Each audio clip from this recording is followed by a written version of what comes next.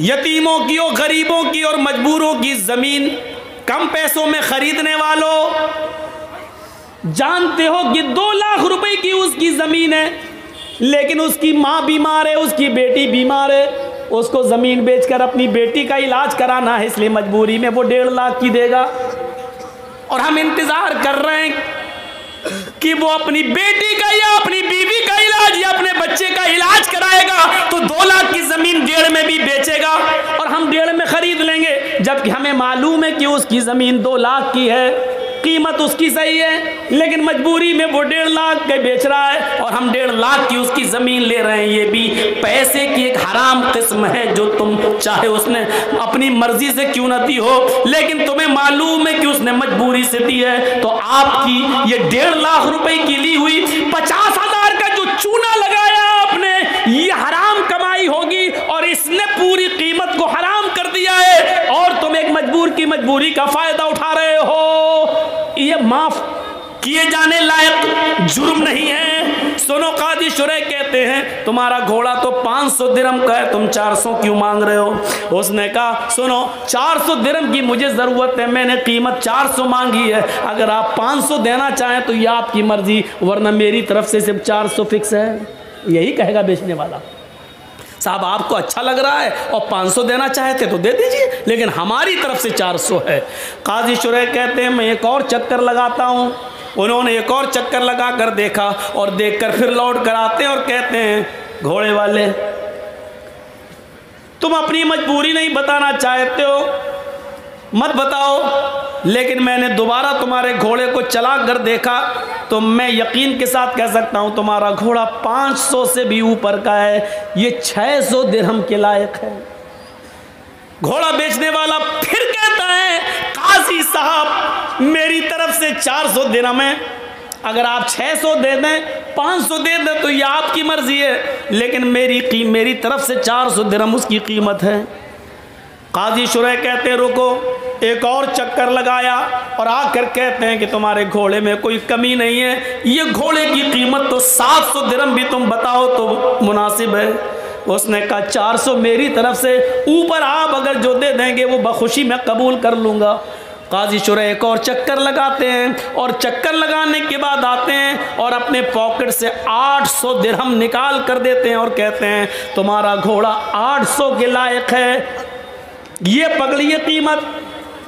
अब तुम किसी मजबूरी में अगर 400 का बेच रहे हो तो ये तुम्हारी मजबूरी हो सकती है, लेकिन मैं तुम्हारी मजबूरी का नाजायज़ फ़ायदा नहीं उठाऊंगा। मैंने जो मुनासिब समझा और तुम्हारे घोड़े की जो कीमत होती है वो मैंने अपने हिसाब से बिल्कुल जायज़ दी है, ये 800 दिरहम के लायक तुम्हारा घोड़ा है। काजी शुरैह ने 800 दे दिए, मांगे 400 दे दिए 800 और साथ में क्या कहा, मैं तुम्हारी मजबूरी का फ़ायदा नहीं उठाता हूं, इसलिए मैंने 800 दे दिए हैं, जिस लायक है तुम्हारा घोड़ा। आए बबुला बोना के लोगों, अहमदाबाद वालों, कटियार के लोगों, कभी तुमने किसी मजबूर की मजबूरी को समझते हुए कभी 2 लाख की ज़मीन को 2.25 लाख भी देने की कोशिश की है? कभी किसी गरीब की 2 लाख की ज़मीन को 2.5 लाख में भी खरीदा है, ये सोचकर कि चलो वो अपनी बेटी का इलाज करा लेगा, चलो उसकी माँ को कैंसर है वो अपनी माँ का इलाज करा लेगा, हमारी ज़मीन पड़ी रहेगी, 2 की जगह 2.5 में हम बेच ले रहे हैं, 2-3 साल में उसकी कीमत बढ़ जाएगी, हम तो फिर कमा लेंगे। क्या कभी हमने किसी मजबूर की मजबूरी का फायदा को देखते हुए उसकी 2 लाख की ज़मीन को 2.5 लाख में लेने की कोशिश की है? नहीं, 2 की ज़मीन को 1.5 में तो लेने वाले इस महफिल में भी हज़ारों मिल जाएंगे, सैकड़ों मिल जाएंगे, बहुत मिल जाएंगे, लेकिन 2 लाख की ज़मीन को 2.5 लाख में लेने वाला एक भी नहीं मिलेगा, अगर उठवाया जाए तो एक भी नहीं मिलेगा। मेरे भाइयों, इस्लाम ये कहता है किसी की मजबूरी का नाजायज़ फ़ायदा न उठाओ। ये एक मुसलमान का दूसरे मुसलमान के साथ ये हमदर्दी होनी चाहिए। चोरी, डकैती, ये सारी चीजें हराम माल की किस्म है। इसी तरीके से किसी मुसलमान को सूद पर रुपया देना, साहब तुम्हें मजबूरी, हाँ 1 लाख रुपए दे दो, मेरी बेटी की शादी है, हम 1 साल में लौटा देंगे। 1 साल में लौटाओगे तो 1,25,000 लूँगा। कहा ठीक है दूंगा। 1,10,000 दो, ठीक है दूंगा।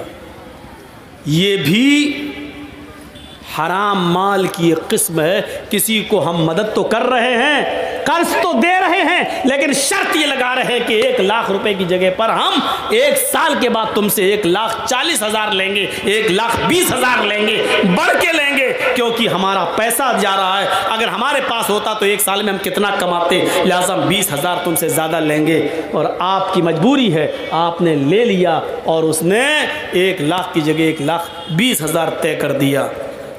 जानते हो ये ज्यादा रकम क्या क्या कहलाती है? सूद। या अय्युहल्लज़ीना आमनू ला ताकुलुर रिबा ज़आफ़न मुज़ाफ़तन। ऐ मुसलमानों, तुम सूद ब्याज को दुगना और चौगुना करके मत खाओ। सुनिए, जिसने 1 लाख रुपया दिया, बदले में 5 महीने 6 महीने के बाद 1 साल के बाद 1,10,000 1,20,000 लिया, उसने कितना बड़ा जुर्म किया है। इस्लाम की नजरिए से देखना चाहते हो तो सुनो, अल्लाह के नबी फरमाते हैं अर्रिबा सबऊना हुबन, अर्रिबा सबऊना हुबन व ऐसरुहा अयन कि हर्रजुलु उम्महू। 1 लाख देकर 1,10,000 लेने वालों सुनो, 1 लाख देकर 1,20,000 लेने वालों सुनो, अपने मुसलमान भाई का नाजायज फायदा उठाने वालों सुनो। अल्लाह के नबी फरमाते हैं, मोहम्मद रसूलुल्लाह फरमाते हैं, जिसने 1 देकर 1,20,000 लिया, 1 देकर 1,10,000 लिया, ये सूद है। और सूद के 70 दर्जे हैं। सबऊना हुबन, सूद के 70 दर्जे हैं। ये 70 दर्जों में जो तुमने 1 लिया है, कितना बड़ा जुर्म किया है, उसका सबसे हल्का जुर्म क्या है, सबसे हल्का दर्जा क्या है? ऐसरुहा अय्यन कि हर्रजुलु उम्महू। एक आदमी अपनी मां के साथ निकाह कर रहा है। एक मर्द, एक नौजवान अपनी मां के साथ निकाह कर ले, निकाह हो जाएगा। हदीस में निकाह का लफ्ज है अय्यन कि हर्रजुलु उम्महू, मर्द अपनी मां के साथ निकाह कर रहा है। कहने का मकसद क्या बता दूं, जरा सुनो सूद खाने वालों, सुनो निकाह का लफ्ज क्यों कहा है। अल्लाह के रसूल ने कहा जैसे कोई मर्द अपनी मां के साथ निकाह कर रहे, निकाह होगा ही नहीं।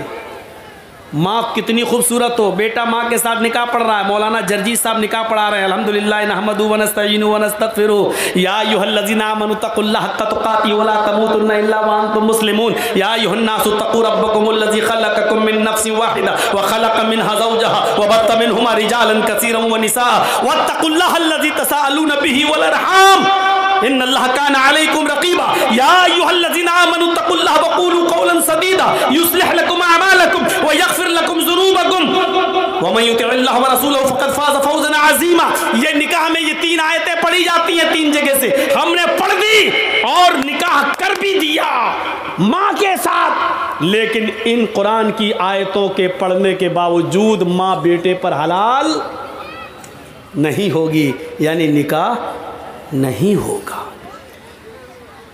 पूरा कुरान पढ़ दिया, उसके बाद निकाह पढ़ा दिया, फिर भी निकाह नहीं होगा।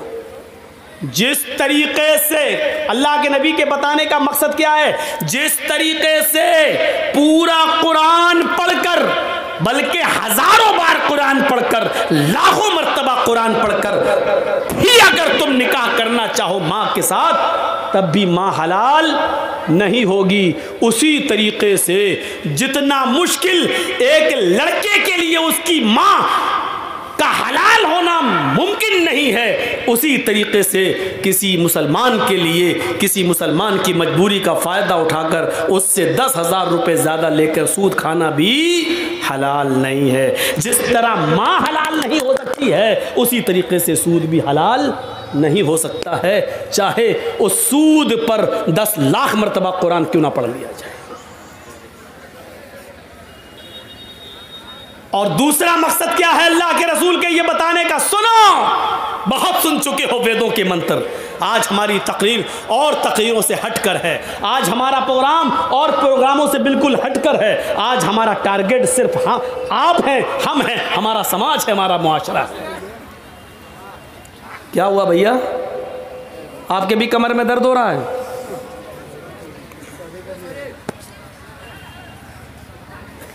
फोन आ गया किसी का? रात में 2 बजे किसका फोन आ सकता है? आप हंस रहे हैं। आज के इस जलसे में कितने लोग फ़ोन पे बात करके आए होंगे, आ रही हो, फला दुकान पे फला जगह मिलेंगे। क्योंकि आज के दिन लड़कियों को माँ बाप इजाज़त दे देते हैं, जा रही जलसे में, ठीक हो जाओ, अच्छे काम के लिए जाए। बाप बेचारा खुश है जलसे में, जाके देखो, मुआयना करके देखो, ऐसा लगेगा जैसे एक कुतिया के पीछे 10-10 कुत्ते लगे होंगे। घूम के देखो, मुआयना करके देखो। ये मिसाल मैं हर जगह दे रहा हूँ, कल भी दी थी, परसों भी दी, आज भी दे रहा हूँ, और इसको कल भी दूंगा। जहाँ जहाँ देखूंगा हालात वहाँ दूंगा। हालात है ये जलसों में, जब लड़के और लड़कियों का ये हाल हो तो और क्या। दूसरा नजरिया देखिए। पहली बात, जिस तरह माँ के साथ चाहे कितनी मर्तबा निकाह किया जाए माँ हलाल नहीं हो सकती, उसी तरह सूद भी हलाल नहीं हो सकता। दूसरा मकसद, दूसरा बताने का मकसद क्या अल्लाह के रसूल का?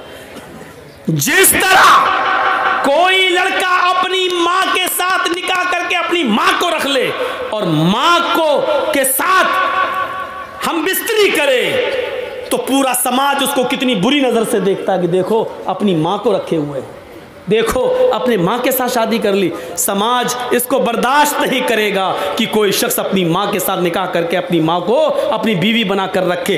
तो समाज जिस तरह इस आदमी से नफरत करता है कि जो अपनी माँ को रखे हुए हो, इसी तरह समाज और गांव को चाहिए, मुआशरे को चाहिए कि सूद खाने वाले को इसी नफरत की नज़र से देखे, इससे भी बुरी नज़र से देखे, क्योंकि ये तो सबसे हल्का दर्जा है। 69 दर्जे इससे भी ऊपर हैं सूद के और ब्याज खाने वाले के, ये तो हल्का दर्जा है। 70 दर्जे हैं, ये हल्का है। तो इससे 70 गुना ज्यादा बुरा उस आदमी को समझा जाए जो सूद खाता है। अब सोचो, सूद खाने वाले का हमारे मुआशरे में सोशल बाइकाट होना चाहिए। ना इसकी लड़की लेना चाहिए, ना इसको लड़की देना चाहिए, न इसकी शादी में बैठना चाहिए, ना इसको शादी में बुलाना चाहिए, ना इसके खुशी में शामिल होना चाहिए, ना इसके मौत मिट्टी में शामिल होना चाहिए। इसका सोशल बाइकाट होना चाहिए। इसका बाइकाट नहीं हो रहा है, इसको आज रोजगार समझा जा रहा है। ये तो रोजी रोटी कमाने का जरिया है, वो कर रहा है वो धंधा। अभी इस गांव का कोई लड़का किसी लड़की को लेके भाग जाए, 2 दिन बाद पंचायत बैठ जाएगी समाज की, है कैसे भागा, उस लड़की की जिंदगी बर्बाद हो गई है, चलो या तो 2 लाख जुर्माना दो या उस लड़की के साथ निकाह करो। अभी पंचायत बैठ जाएगी, सजा मुतय्यन कर दी जाएगी उसकी, या तो शादी करो उस लड़की के साथ क्योंकि तू लेके भागा है, या फिर तू 2 लाख रुपए जुर्माना दे क्योंकि लड़की की जिंदगी बर्बाद हो गई। अब उससे कौन शादी करेगा? ये पंचायत फैसला करेगी, ये गांव का समाज फैसला करेगा। गांव के समाजियों, गांव की पंचायत में बैठने वालों, एक शख्स जब नमाज छोड़ता है तो उसकी पंचायत क्यों नहीं बैठती है? एक शख्स सूद खा रहा है, आपके गांव में 1 लाख देता और 1,25,000 लेता है, उसके खिलाफ आप पंचायत क्यों नहीं बिठाते हैं? एक्शन क्यों नहीं लेते हैं? ये आदमी तो इतना बुरा है, सूद खाने वाला, इतना बुरा तो वो शख्स भी नहीं है जो अपनी मां के साथ जिना कर रहा है। जब उससे भी गंदा सूद खाने वाला है तो आप ऐसे आदमी को समाज में बर्दाश्त कैसे कर रहे हैं और आपके समाज में यह आदमी रह कैसे रहा है? मत कहो मौलाना गांव का मुखिया ही ऐसा है। अरे हो, मुखिया हो, सरपंच हो, MLA हो, MP हो, मौलवी जर्जी इसके जूते की बूट के नीचे नहीं समझता। कुरान और हदीस के आगे कोई अहमियत नहीं है इनकी। जर्जीस भी सूद खाएगा तो उसकी हदीस उसके ऊपर भी लागू होगी। कुरान और हदीस किसी को नहीं छोड़ता है। साहब मुअज़्ज़ज़ आदमी हैं, ऐसा मत बोलिए। मैं किसी का नाम थोड़ी ले रहा हूँ, मैं किसी का नाम नहीं ले रहा हूँ। जो भी इसमें इन्वॉल्व है बुरा है।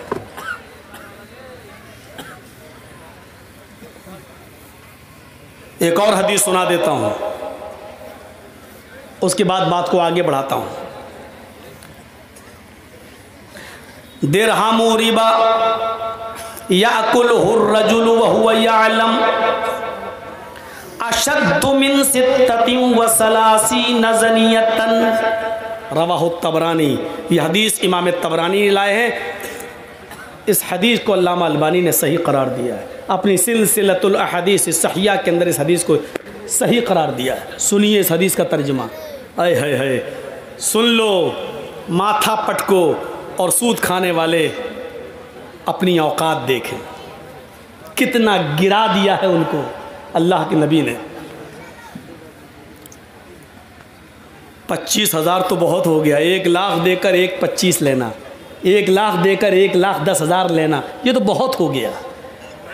या दिरहमु रिबा, भैया आगे वाले बोले नहीं, बात ना करें, आप जा सकते हैं, आपको इजाज़त दे रहा हूं मैं, लेकिन गुफ्तगू नहीं। सुनिए, मैंने पहले ही कह दिया, आज की तकरीर और तकरीरों से हटकर समाज के अंदर ये चीज़ आनी चाहिए। दिरहमु रिबा, 1 दिरहम खाना, दिरहमु रिबा, सूद का, ब्याज का 1 दिरहम, 1 रुपया मान लो। सऊदीया में दिरहम इस वक्त जो दुबई का दिरहम है वो 18-20 रुपए में चल रहा है। यही बहरीन के दिरहम का हाल है। सऊदी में तो रियाल चलता है, दिरहम तो है नहीं। तो जहाँ दिरहम चल रहा है 20 रुपए से ज़्यादा कीमत नहीं, चलो 20 रुपए मान लो। दिरहमु रिबा, 1 दिरहम जिसने खाया वह हुआ यअलम, और वो जानता है कि ये सूद है, यानी 100 रुपये दिए और 1 महीने के बाद कहा नहीं अब 120 दो, तो 1 दिरहम हो गया। 20 रुपये का 1 दिरहम मान लो। इसका ये मतलब नहीं कि 20 से नीचे वाला जायज़ है, 1 रुपया ही सूद का क्यों ना हो वो भी हराम है। और सुनिए, जिसने 1 दिरहम खाया जानता है कि ये सूद का है, खा लिया, जुर्म कितना बड़ा है मालूम है? अशद्दु मिन सित्ततिन व सलासीन ज़नियतन, सित्ता 6, सलासीन 30, 6 और 30 जोड़िए, 6 + 6 + 30 कितना हुआ? 36 ज़नियतन, जिना। गोया कि उसने 36 मरतबा जिना किया। 1 रुपया जिसने सूद का खाया जानते हुए कि ये सूद है, ये 1 दिरहम 36 मरतबा जिना से भी ज़्यादा सख्त है। 36 मरतबा जिना करना आसान है, लेकिन सूद का 1 दिरहम 36 मरतबा जिना करने से भी संगीन जुर्म है। क्या रह गया? समाज में कोई लड़का किसी लड़की के साथ एक बार जिना कर ले और पकड़ा जाए तो समाज में नाक कट जाती है, वो लड़की बैठी रहती है, कहीं उसका निकाह नहीं होता है, अरे वो फला के साथ, अरे गलत काम हो चुका है। सोचो 36 मरतबा, और इसको भी कहा कि ये आसान है, सूद का 1 रुपया 36 मरतबा भी जिना से ज़्यादा सख्त है। क्या गुजर रही होगी आज की मेरी तकरीर उन लोगों के ऊपर जो सूद खाते हैं। अल्लाह की कसम, एक एक लफ्ज़ उनके ऊपर हथौड़ा बन के बरस रहा हो। इसीलिए कहते मंत्र सुनाओ। मंत्रों में ये सब आता नहीं है ना, ये सुनना पड़ेगा तुम्हें नहीं, तुम्हारे बाप को भी सुनना पड़ेगा। जब तक मैं इस कुर्सी पर हूँ सुनना पड़ेगा। बाद में हमें सुना देना जितनी गालियाँ देना हो, क्योंकि ये पावर मुझे मुहम्मदुर रसूलुल्लाह की तरफ से मिला है। जब तक मैं इस कुर्सी पे हूँ सुनना पड़ेगा। ये है सूद और ब्याज की हैसियत, हकीकत नहीं। अब आपका एक सवाल होगा कि मौलाना साहब, बैंकों में हम जो पैसा रखते हैं, आप सोचिए, एक और मसला हल कर दूं, जो लोग बैंक में नौकरी करते हैं, अब उनके बारे में पूछो कि मौलाना साहब वो नमाज़ पढ़ते हैं, उनकी नमाज होगी या नहीं होगी? वो कुर्बानी करते हैं, उनकी कुर्बानी होगी कि नहीं होगी? क्लियर कर दूं, नहीं होगी। क्यों? क्योंकि कोई बैंक ऐसा नहीं है जहां सूद का कारोबार लिखा ना जाता हो, दर्ज ना होता हो। स्टेट बैंक ले लो, आईसीआईसीआई बैंक ले लो, ग्रामीण बैंक ले लो, रिजर्व बैंक, कोई भी बैंक हो, आप उसमें नौकरी कर रहे हैं, आप खाते नहीं हैं, आपके अकाउंट में पैसा जमा है, आप उतना ही निकालते हैं जितना आपका है, सूद बढ़ता आप छोड़ देते, आप नहीं खा रहे हैं, ठीक है, अच्छी बात है, बहुत अच्छा है। लेकिन सिर्फ खाना ही नहीं है, अल्लाह के नबी ने फरमाया लानतुल्लाहि अला आकिलिर रिबा व मुकिलहु व कातिबहु व शाहिदही व कालहुम सवाउन। अल्लाह के नबी की यह हदीस है। अल्लाह के नबी सल्लल्लाहु अलैहि वसल्लम ने फरमाया, अल्लाह की लानत हो सूद खाने वाले पर। सुनिए, अल्लाह की लानत हो सूद खाने वाले पर। डेढ़ फुटिया ने तो आपको हंसाया है, हम यहाँ कुरान सुना रहे हैं, हदीस सुना रहे हैं। बेचारा रास्ते में हमसे कह रहा था, मौलाना साहब हमको इतना कुरान हदीस नहीं आती है, हम तो भीख मांगा करते थे, 2 रुपए 4 रुपए कोई देते, अल्लाह ने कहा जिसके पास जैसा इल्म है उसने बताया। मेरे भाइयों, यहाँ कुरान है और हदीस है, एक तरफ आयत है एक तरफ हदीस है। सुनो, लानल्लाहु अला आकिलिर रिबा, अल्लाह के नबी फरमाते हैं अल्लाह की लानत हो सूद खाने वाले पर, व मुकिलहु सूद खिलाने वाले पर, सूद खाने वाले पर, सूद खिलाने वाले पर, व कातिबहु सूद लिखने वाले के ऊपर।